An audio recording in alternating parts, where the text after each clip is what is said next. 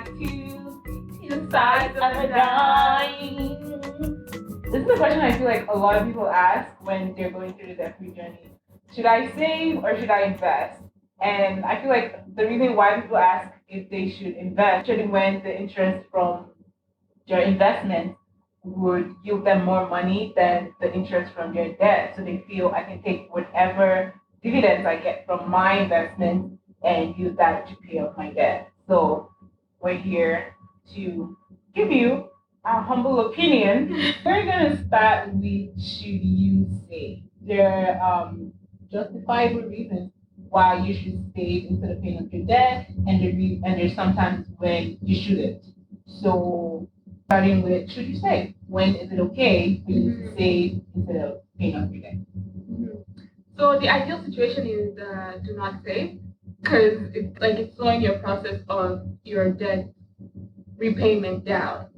But that being said, there's some things that you know for sure that you need to save for. So like major life events, something really major happening. For example, major life events like wedding or having a baby. You cannot avoid it.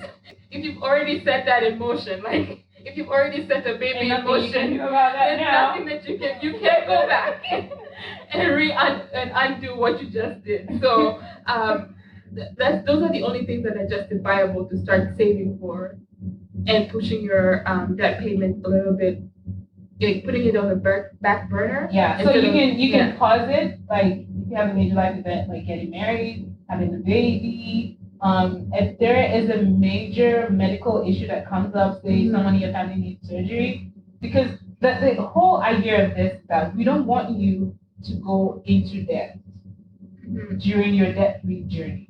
So we're done with debt. We've sworn off debt a long time ago, right? We're like, we're not going back. We put that in our rearview mirror, and we're not going back to that stage in our life. But if along the journey you're paying off your debt and something comes up, I know, like, especially if it's indulgence, there's that guilt that starts to come up where you're like, oh, but I don't want to start saving for this thing and neglect my debt. But it's okay if there's something that comes up in your life that you have to pause it for, because you know that you're going to come back to it.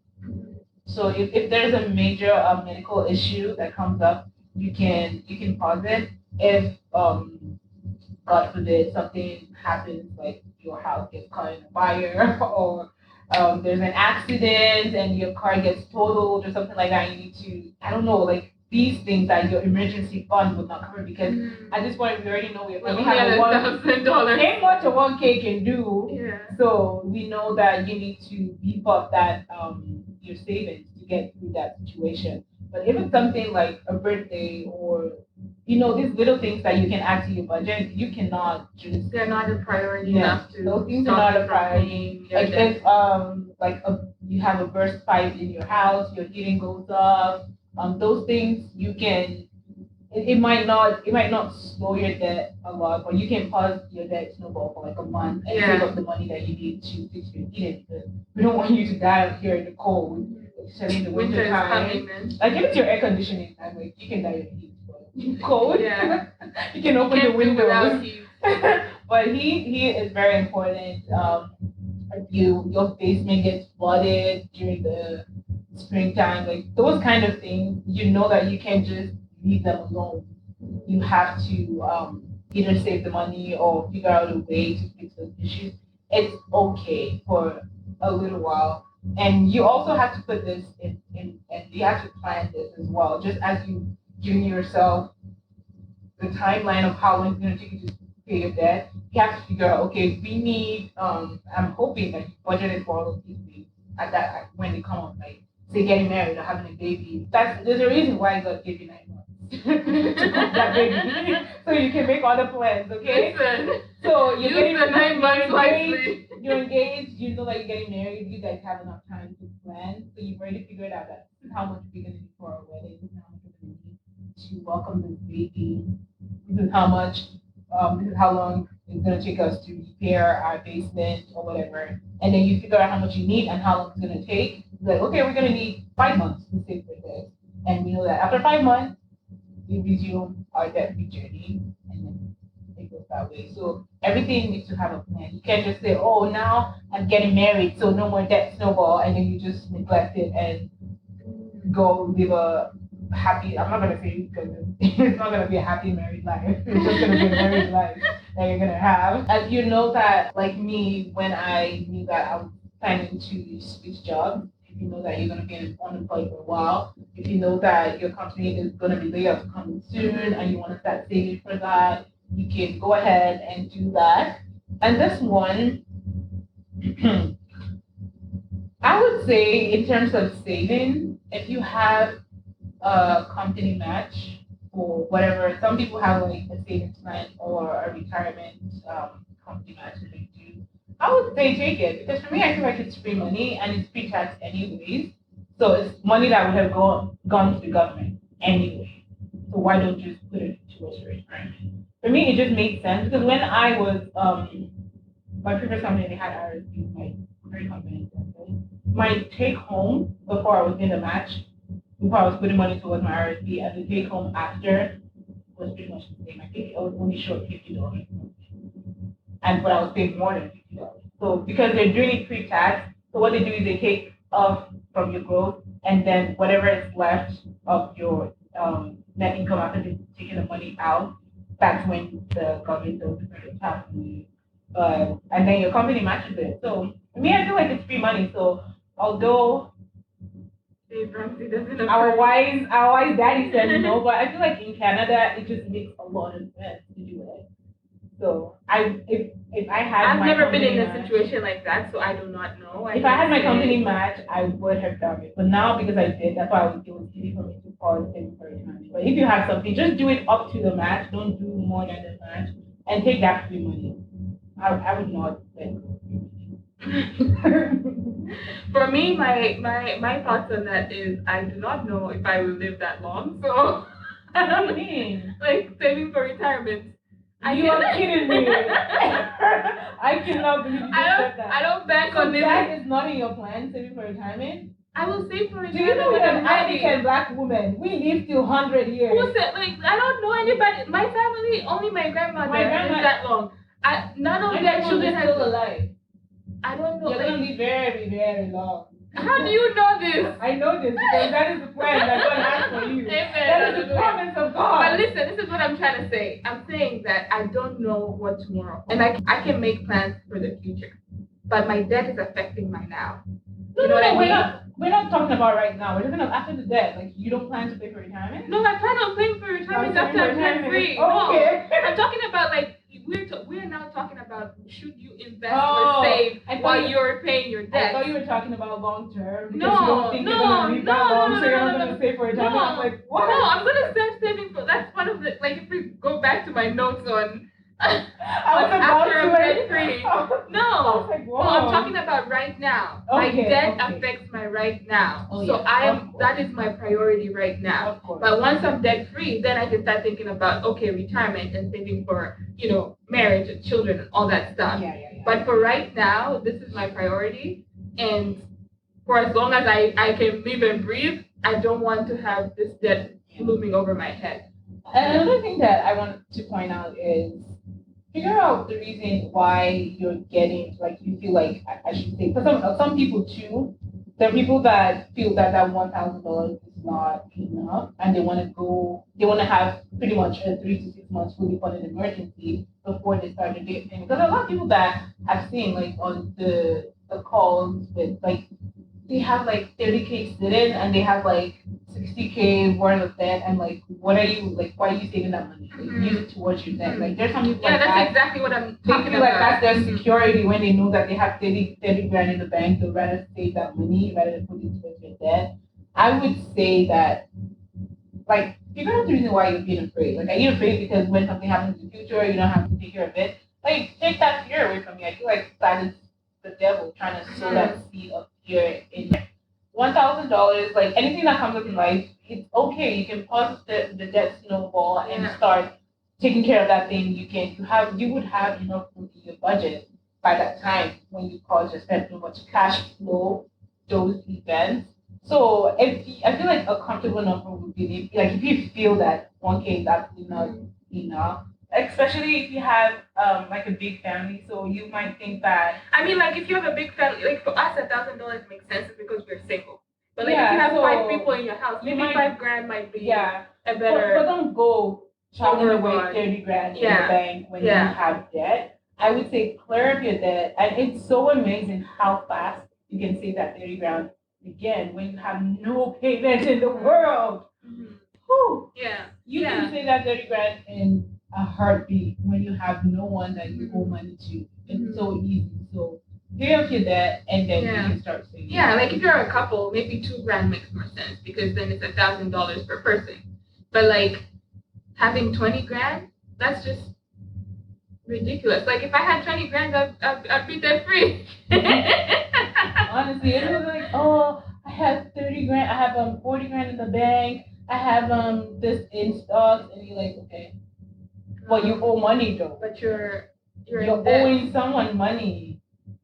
How? How is that? How are those savings helping you? Because at the end of the day, when they need to cancel each other out, they'll cancel each other out, and maybe you will be under. Well, the peace of mind you just have from knowing that you don't owe a soul. The single soul. Yeah. That peace of mind. That Yeah. comes So from for me, knowing I that- think my perspective is I'd rather be broke and have nothing than be in debt.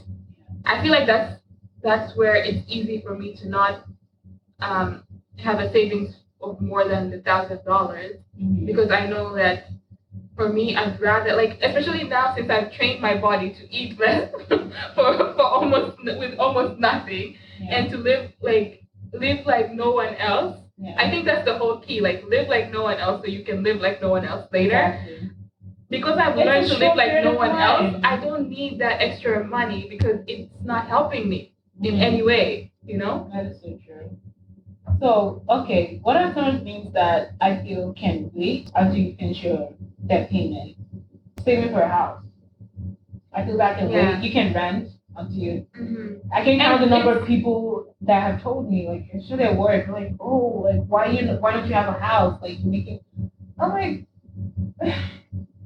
do you know the stress that comes having from a owning house. a home? Like just the things that you had And just then having mentioned so much debt about like attached to it? like No. your house, your basement flooding, your pipes busting, your heating going off.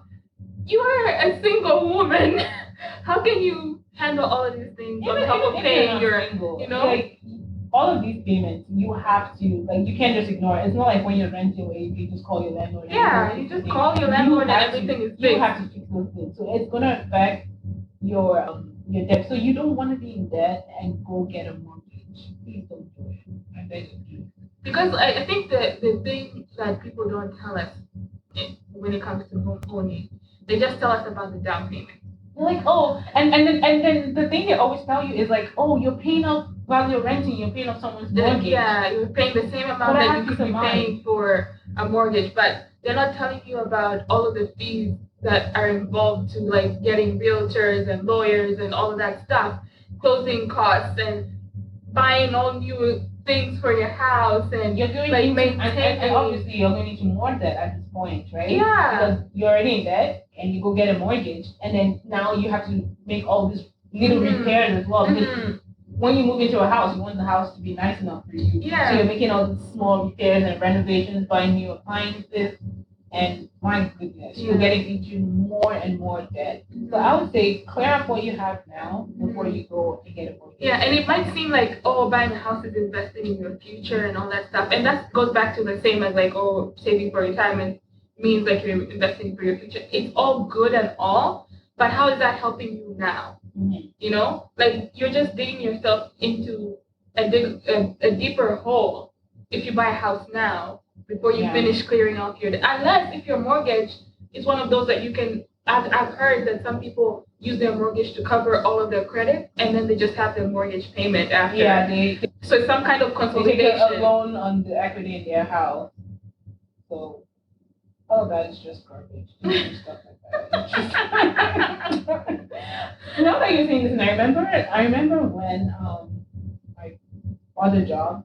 So I had gotten this apartment, this really nice apartment, and at that time, the amount this was like over. I think it was like 60% of the pay.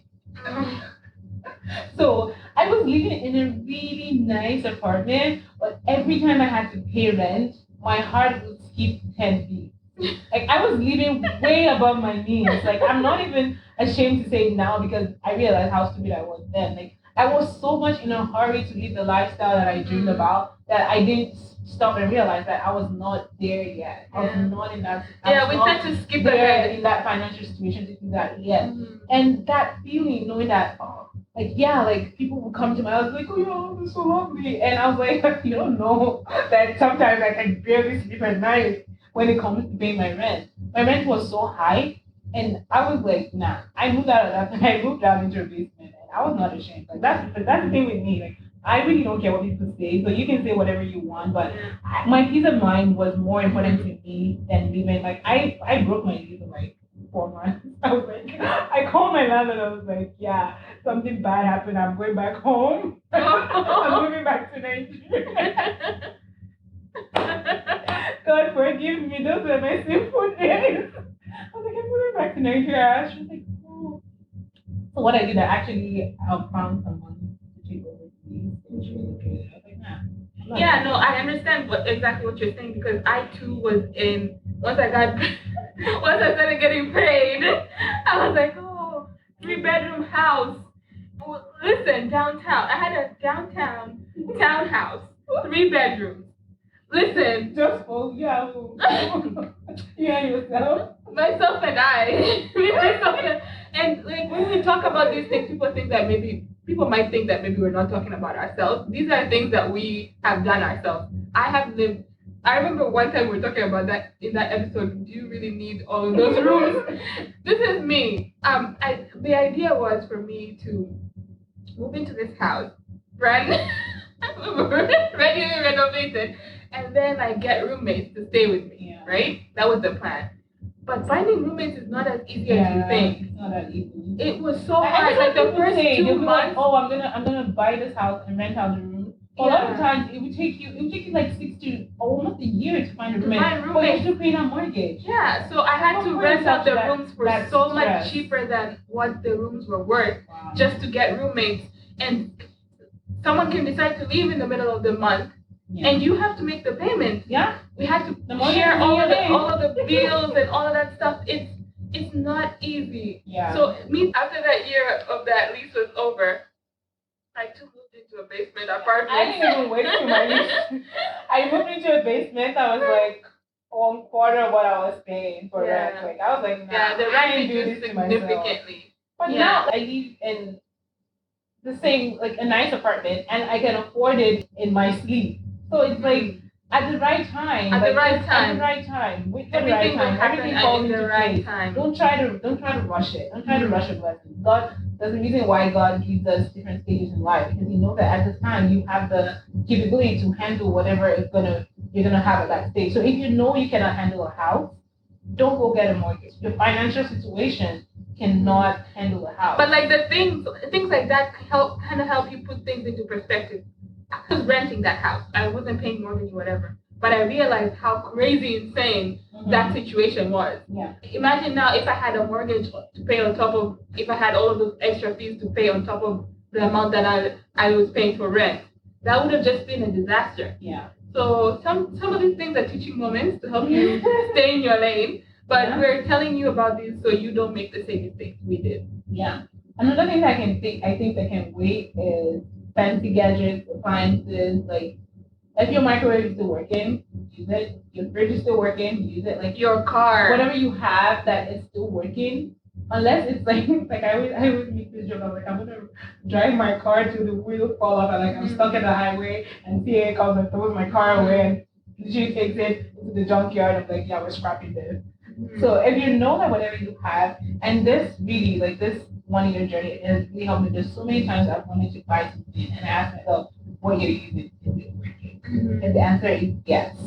Buy it. This year has been very eye-opening. Like it can't wait. Look, when you're debt free and you saved up for your emergency fund, you can buy whatever your budget allows. That's the thing. That's the great thing about this. Like you're doing this so that when that time comes, you have that freedom to buy whatever expensive thing you want to buy. We're trying to give you that financial freedom. This is the reason why we're going through this journey. Not so that you become a pauper for life, but because you want to get those things and not be the reasons why we know put how things to on our credit card is maintain. because we cannot afford those things. But now that you paid up all your debt, you have all that free money in your budget. You can get those things that you want because now the money is there available to you. And I feel like this journey kind of helps you know the value of money because I feel like our value of money has just been twisted upside down, sideways. Like it's just like the value of money is just not there because now once you're debt free, after you've gone through this journey and you've tortured yourself to near death, you know the value of money. So when you are debt free, you can't go back and spend your money in a stupid way because it hurts because you know how hard you work to get there. And that's what we're trying to help you achieve here. What's another thing that can wait for you to finish paying off your debt? One of the biggest reasons why people are in debt are student loans.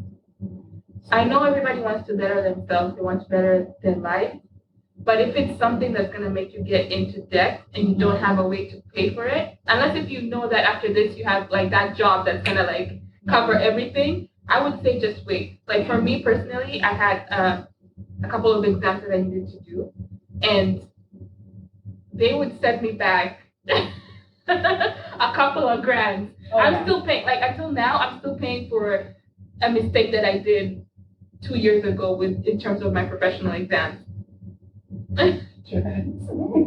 Yeah.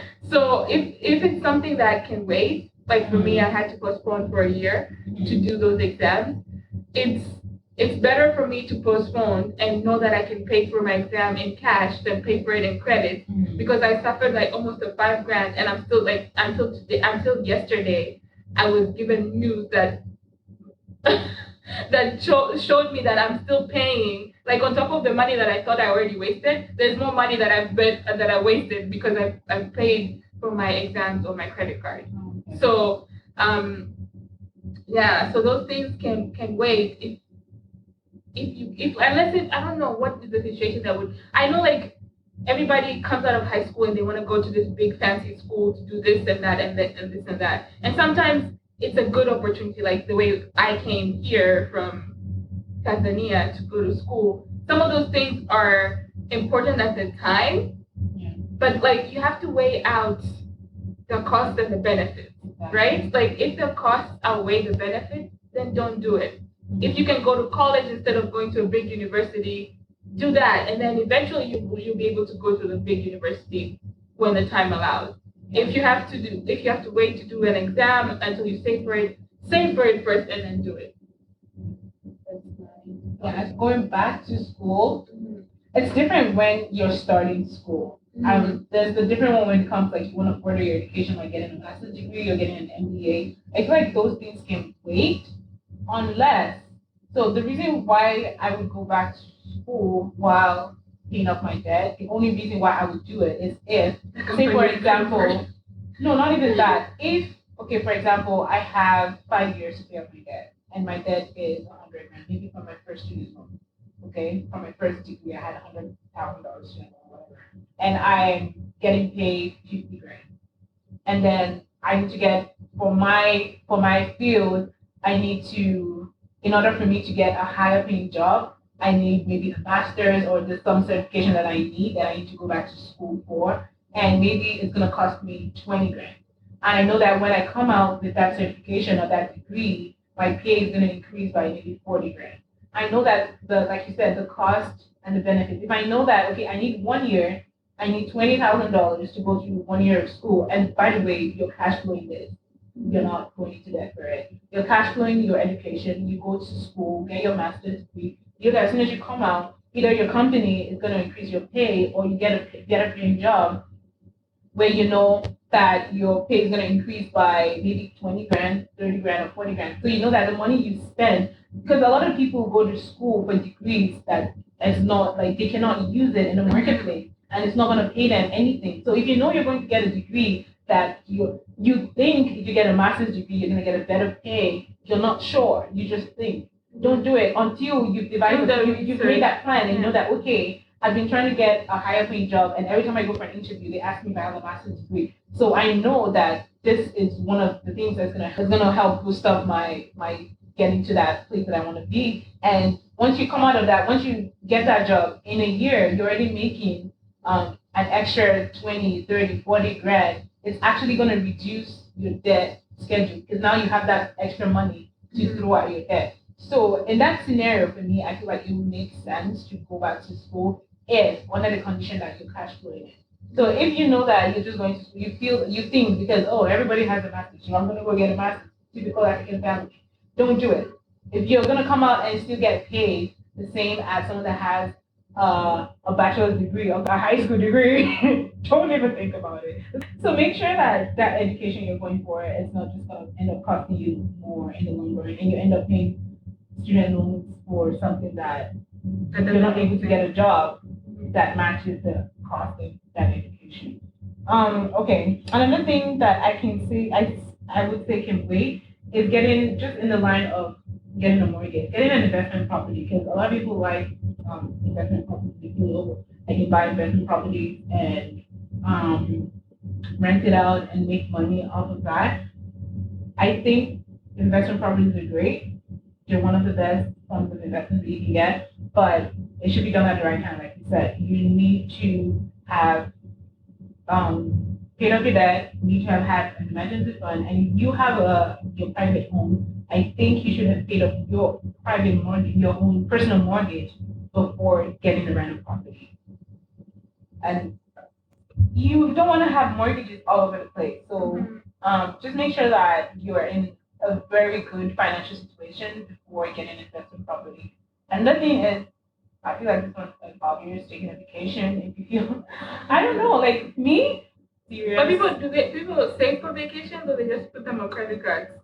Well, at this point, if you're at this stage and you're not saving for your vacation, I don't know what the hell you're doing. But if you feel like you really need to, I feel like something like a vacation can wait because wherever you're going to, it's always going to be there. It's not going away. Like me, I mean, I've traveled don't go to lavish year. vacations. Go to like cheaper, affordable vacations. Yeah, for me, I've traveled consistently every year for the last 3 years. And this year, knowing that I'm on this DEFRA journey, I knew that I was going to take vacation. And I usually used to travel around October. And during October, I was just like, oh, I was feeling now, I was feeling the brunt of this whole DEFRA thing. I was like, I need a vacation. I need it. But what did I even do? I just ended up going to some countryside. Took just drove all the way, and my friend here was gracious enough to give me all her points, her hotel points. She booked 2 nights for me with her rewards clouds. Yeah, and I just went and so sometimes rewards pay off. Well, but those were points that I had from a long time ago. Yeah. So it wasn't. Yeah, it wasn't something that I've been racking up right now. But that was when you were traveling for company, right? Yeah. So imagine traveling for work. You would have been spending if that was your personal. You would have spent way more money to get those points, right? Mm-hmm. So yeah. Anyways, so that's just what I did, and I went to like a really quaint town and just walked around, and that was a good enough vacation for me. So like that whole thing cost me $100. You have to be. I found that it was less than $100 actually because I cooked my food. I cooked my food for it. I actually took my food, took my water, took everything. I think the only money I ended up spending was just like I went to like a tourist attraction place and I paid like money to go in. Because I had budgeted $100, but I remember now that I didn't actually spend $100 and that was including my gas, everything I was going to do that for that weekend. So and I did the same thing. I went. And if you live in Canada, Canada is actually really beautiful. It's beautiful. There's a lot of beautiful places so many different things you can do. Like if you enjoy camping, that's like this is your time to rough it. If that's your thing. Some of us who come from camping in our dreams. Camping is not a thing. But yeah, like I went to Niagara. I just I took the weekend. I actually took the train all the way there. It was an adventure in itself, like just taking the train all the way. So it was like nice scenery. I read a book. It was just like something like vacation means taking time off, to recharge.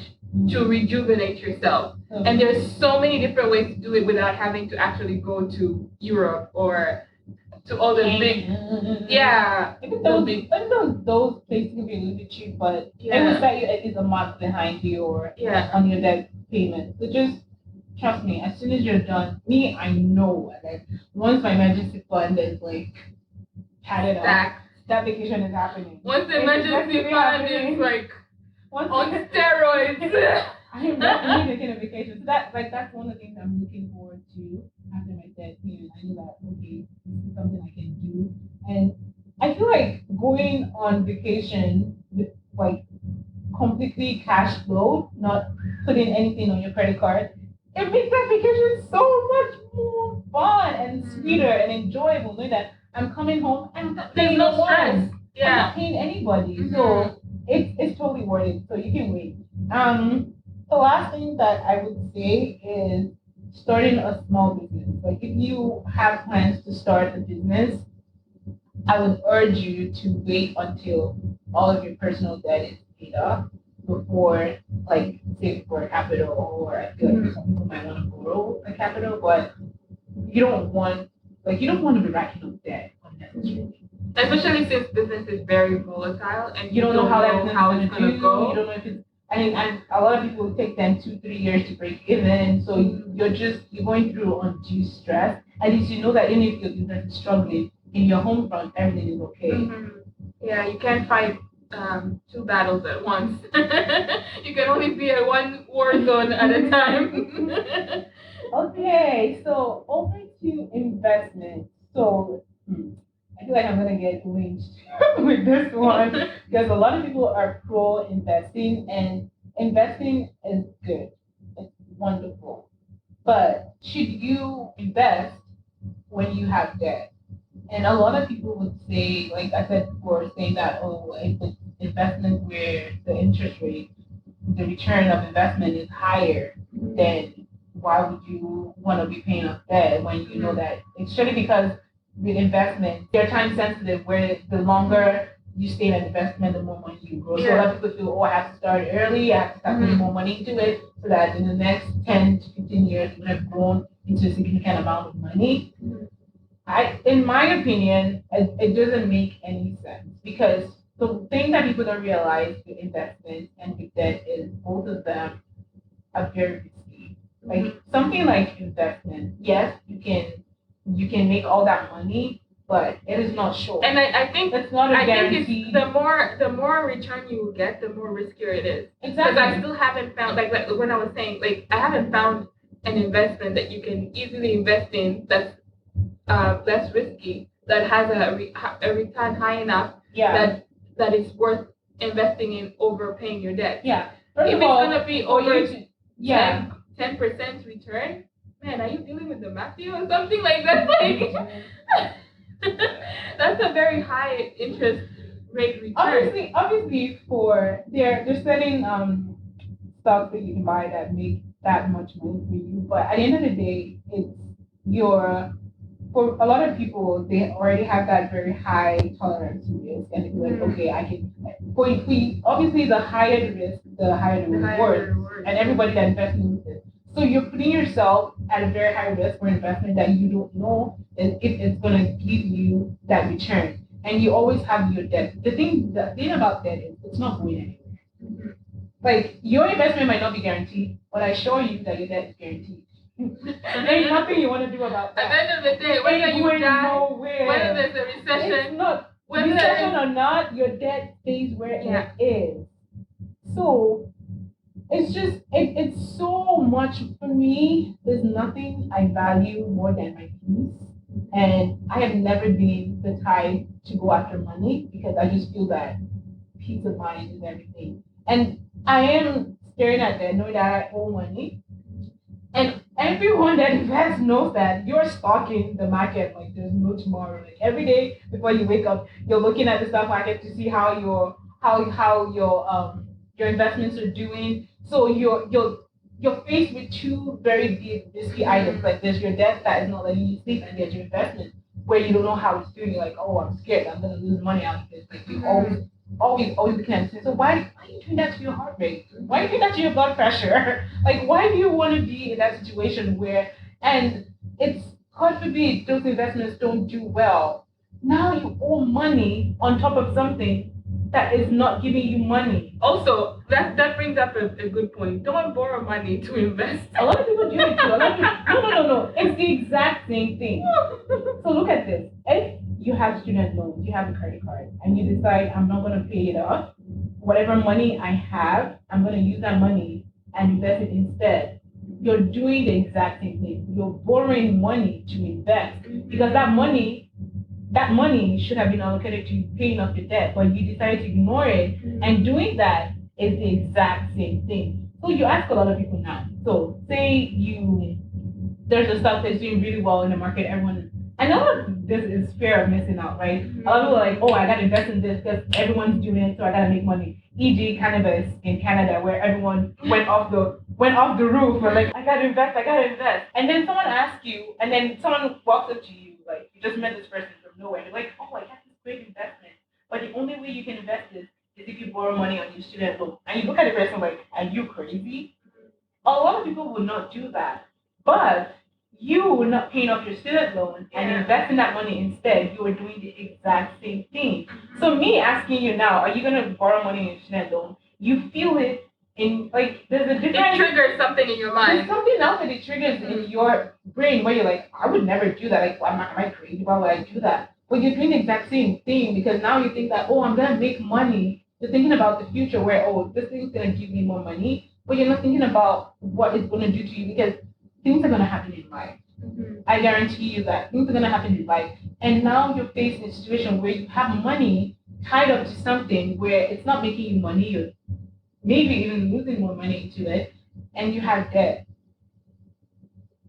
Like, it's so much, I feel like it's so much fear when you're able, like, investments are things that people do, and for some people, they Yeah, have if to you're think trying to about get it. rich quick, it's gonna be a problem, right? For some people, I don't even think it's a getting rich quick. People just have that fear that if I don't start now, I'm gonna lose out on a lot because investment, like, it takes a long time Long for you time to to get get the money. return. So a lot of people feel Yeah. that, oh, if I don't start when I'm 25, or if I don't start, I have The not ideal, invested the anything when ideal I'm 30. age Oh, I'm to never gonna start make is money. when you're 30. But if you start at 30, if you pay off your debt in 2 years and start at 32, it's still better than having debt throughout the rest of your life until you're 38, and now having this investment that even if it returns anything to you, you're still going to be putting it back into your debt. So yeah, and this is one of the reasons why a lot of people fear the recession and all of things. And mind you, all of these steps that we're taking is to give us a more secure future where you know that that's the reason why they have a 3 to 6 month emergency fund. Because now, okay, now there's all this news about the recession coming up. If you have investments in something, you're losing sleep because you're like, if recession comes, do I have to pull my investments? Do I have to sell it right away? Do I have to hold? You don't know how the market is gonna do. But now you have debt, and now you're more worried. Like, okay, I'm gonna lose my job, but I have debt. Like, what am I gonna do? I'm gonna lose my house. I'm like nothing. I can't even sell my house in a recession because everything's gonna go down in value. Like all of your investments are going down in value. But if you had no debt during a recession, you're just chilling because you're like, yeah, I got emergency savings. My house is paid. I already my know house how is to paid live like for, nobody else. My house is paid for. Ain't got no problem. You end up actually leaving your investments in, and you allow your investments to go through the recession. Yeah, because the recession is gonna turn back around eventually. A lot of people pull out their investments during recession when the recession hits, and it ends up not being the best decision for them. So when you get to that stage, it might not even happen during recession. There might be like life events that happen where someone in the family loses a job or someone gets sick. You know that you can go through those things with confidence and you're not afraid because you have debt and then you have some stupid investment that you can't even take your money out or there's no money in there for you. So just weigh up all the options and look at it from don't just look at it from the mathematical sense because a lot of people want to do math and for me I would say if you knew how to do math you would not be in debt in the first place. Because all of a sudden they wanna be proving their math skills to you. I was like, if you know how to do math, you would not be getting into debt and paying someone 29% interest. Yeah. So look at it from like when we said like that thing that triggers in your brain when you think about the fact that you have to go borrow money to invest in something. Let that stay within you and think about it from like, would I rather have peace of mind than have money in the bank? And for some people, that might be equal. Having money in the bank is peace of mind. But for me, not owing anybody money and having money in the bank is peace of mind. Yeah, I think maybe because people have had money in their bank. Like I've never had money in my bank, so it's not something that I'm like, oh, wow, we have But people have honestly, money if in I their bank. owed no one and I didn't have any money in my bank, that is still peaceful. For me. Yeah, that's what I'm saying. Like I've never had it, so if I don't have it now and I'm debt free, that's more peace for me because there's nothing like I'm not worried. I'm not worried if I lose everything. What will happen to the people that I owe, or how am I gonna pay them? Yeah. Yeah. And another thing is, like I've been saying, investments are long term. So you have a very long time to invest. Like say for example for us now, okay, we're both 30 now. Everything being equal, we're gonna be there by 31. We have from 32 to freaking 65 to invest. Woo! What is the hurry? You have all the time in like obviously when you're done, like for me, even my investment, because I know I've been a little bit behind, I know that all of this extra money that I'm making, and over the years your pay is increasing as well. Like you're getting more money. Yeah, so you have all that extra money to throw. If you wanna triple your investment rate, whatever you wanna do, throw it, pay like now the whole fire movement where people are living on 30% of your income to invest everything. If that's what you wanna do, go do it. If you wanna live on 30% of your income and invest 70%, do that. You have that freedom now because in our plan there's a time to invest, but you don't do one before the other. That's why there are steps for you to follow. You pay off your debt, you save for your emergency, and then you start investing. Like don't try to. A lot of people that have tried to do it around. Some people. I mean, sometimes it works. A lot of people it works out for them. But you're not that person. Have you ever had that friend that everything they do works out for them and you try to do the exact same thing they did and it never works out for you? Your journey is not the same. You're the opposite person. Like you would see somebody that, oh, this person making so much money and just such a young age, let me go do this. And you think you don't know if they sold their soul to the devil. You don't know what side deals these people are making. You can only see the front. You know, like when me and Edric had our lavish apartments, you're only seeing the front of things. You don't know what people's internal struggles are. So the moral of the story is mind yourself. Face your front. You know? Just because it works for somebody else does not mean it's gonna work for you. Yeah. And it's so funny because one of the reasons why I wanted us to touch on this because I stalk like people like Dave Ramsey and like Robert Kiyosaki and people like that. Like I follow their pages and whenever they make a statement and I stalk the comment page is what I'm trying to say. So I see what people try to say and how to justify this thing. And it'll be like, oh, someone like Robert Kiyosaki, I don't know how to say his name. Like he borrows to invest. Why can't I do it? You're not him. You're not him though. Yeah. Like these rules apply. It's like when they say Bill Gates, they talk about Warren Buffett and people like that. I'm like, there ain't two Warren Buffetts in this world. There's a reason why he's Warren Buffett and you're not. Yeah. When they say, Bill Gates dropped out of school, I don't know is he the one that dropped out of school? Bill Gates dropped out of school and he's a millionaire. Dude, you are no Bill Gates. Do you have an idea to make an apple? Do you have you can make all Jeff Bezos started all of these things in his basement. Are you the Jeff Bezos? You're not. Like you can't just Is your name Jeffrey? No. Even if you changed your name legally to Jeff Bezos, it's not gonna help you. No, seriously, like all of these people, they're one of a kind. They're the outliers in the system. And what we're telling you now is rules that apply to the common person like me and you. Like me and you. We people. The 99%. The 99%. We are the ones that are doing and that's the struggle. reason why we started this podcast. It's for people like us. It's the 99%. You know, like we're not starting this for people who are successful, who are Warren Buffett, who are... Do it like grandma did it. Do it like your dad did it. Like my parents, it took them time to build what they have now. Like thinking that now it's this whole idea that, oh, I can retire at 35, I can retire at 40, I can do this. Yes, there are people that can do it, but not everyone would be able to achieve that. There's a rule that applies: slow and steady wins the race. And that is the rule that every time you do that, you would win. There's a fixed rule that every time you do it, 100% of the time, that works for you. And that is paying off your debt, not owing anybody, living below your means, saving money in the bank for emergencies, and saving for retirement. That works every time, regardless of how you want to do it. But saying, oh, I want to invest aggressively the next 2 years so I can retire for 70 years, like all of that stuff, it's not going to work every time because it's not proven for everyone. Not everybody can be able to pull that off. And the investments that Warren Buffett invested in are not the same ones that they are now. Like, so you never know like what kind of opportunity he had. You know what I mean? Like, so like the timing of things might not be the same. The stars are not aligning in the same way. Yeah. So don't try to use someone else's formula that you think is winning and say, oh, especially when that person is doing something outside of the norm, and think that that's gonna work for you.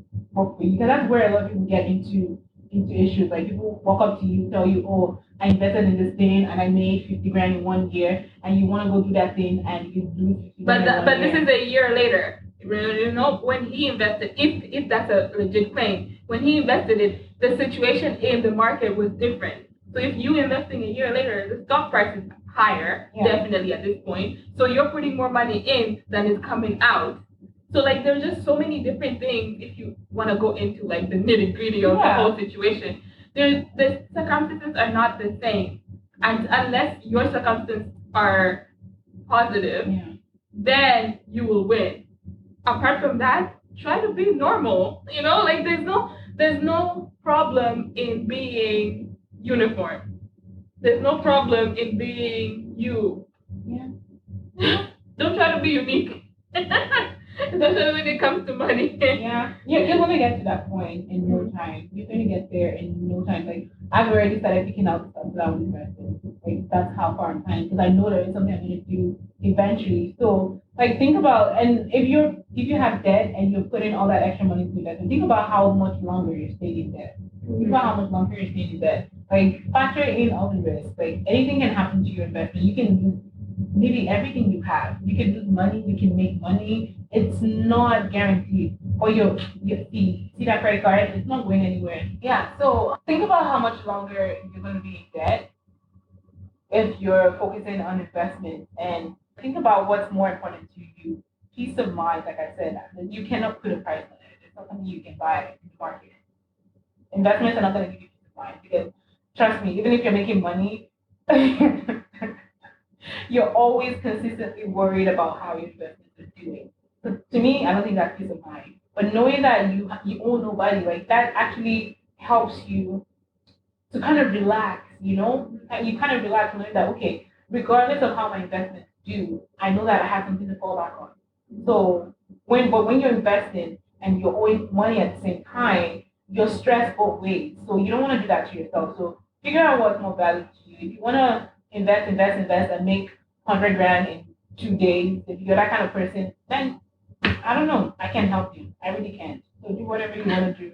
And realize that you cannot throw bad money at good money. So you're trying because debt is bad money, right? Investment is good money. And you're trying to throw debt into good money. It doesn't work that way. Yeah, because eventually you're still going to have to pay on your debt. No matter what you do, the debt has to be paid. Yeah. And don't let people pressure you into doing something just because everyone in your circle, like literally all my friends are like investing and doing really well. And not all some of my friends, I should say. Like, who are these friends? What is friends? Just gave me. Like, I want to know them. Someone who like talks to you, and for me, I'm like, oh, I should be doing what you're doing, but I'm not losing focus. That's why you already need that laser focus because regardless of what people are doing around you, you don't know what the situation is, and they can brag about all their investments that they have and make you feel like you don't know what the heck you're doing. But you know your why, you know your focus, you know where you're going, you know where you're headed. Stay on track. Don't let that fear of missing out on something make you feel that, oh, if I didn't start investing in this thing now, in the next 1 year it's gonna yield all this return and I was gonna miss out on that. But You there will are not- new you don't stocks know. coming out every year too. So like you never know what's your portion Yeah. and what's yours is not gonna spoil. Yeah, so stay on track. Don't lose focus. Pay that debt off. Pay it off. Pay it off. Pay that debt off. Don't let anything let you lose focus. Pay off your debt again. If you know you want to invest in something, like if there's a particular thing that you've been watching and you want to invest in, let that be your why. Let that make you more gazelle intent. Go get 5 jobs. Do whatever you want. Pay off that debt so that you can start investing in whatever it is that you want to invest in. If you know that you're into real estate and that is your dream and the market is booming and you're like, oh, I want to get this done quick, get your debt done even more quicker so that you now have that freedom and that ability to invest in the real estate or whatever it is that you want to do. So don't worry. There's so many times, do you know how many things that people have talked to me about putting my money into? Something, an opportunity would always come. Yeah. Something else is always There's going to mercies come that up. new every morning. Every morning. Something, another opportunity is going to come. When one door closes, another one is going to open up. So don't think that if I don't invest in this thing, I'm going to lose out big forever and ever. It's something else that's always going to come up. So, I mean, we live in a world that is there's so much technology and every day, like, I cannot even keep up everything. New. Every day something new is coming up. If So it's not marijuana, there's gonna be something else. No? There is something else that's gonna come I mean, up. 3 years ago, who knew that marijuana would be something that everyone is trying to throw their money into? Yeah. So Like now, 2 seconds ago, it was a Bitcoin. yeah. You know, and where is that Where now? is Bitcoin now? Enough said. We can drop mic right now. We can drop mic and just move away with Bitcoin. Just let it go there. Yeah. Yeah. So, anyways, that's our little spiel for the rest of today. You stay intense and you get there. You get to the other side of it. And we will see you Next time, follow us on all our social media, 2 sides of a dime, Insta, Facebook, Twitter, and our email at 2sidesofadime@gmail.com. We'll see you again soon. Bye.